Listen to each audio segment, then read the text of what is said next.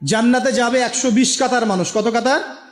120 কাতার মানুষ in total জান্নাতে যাবে। তার মধ্যে উম্মতে মুহাম্মাদের কত কাতার জানেন?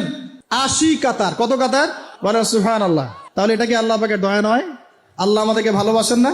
আচ্ছা, আল্লাহ পাক যে আমাদের কাছে তাওরাত, জাবুর, ইনজিল না পাঠিয়ে আল কোরআনের মতো কিতাব পাঠিয়েছেন, যে কিতাবের সমস্ত সমাধান আছে, এটা আল্লাহ পাকের রহমত, দয়া নয়? ভালোবাসা নয়? আচ্ছা, এখন আল্লাহ পাক দুনিয়াতে চলার জন্য আমাদেরকে জীবন দিয়েছেন, হায়াত দিয়েছেন, সুস্থতা দিয়েছেন, পরিবার দিয়েছেন, আমাদের ব্যবসা বাণিজ্য দিয়েছেন, আমাদের স্ত্রী সন্তান দিয়েছেন, আমাদেরকে চলাফেরা করার ক্ষমতা দিয়েছেন।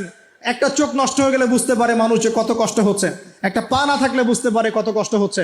এই করোনার সময় যারা শ্বাস নিতে পারে নাই তাদের কত কষ্ট হয়েছে।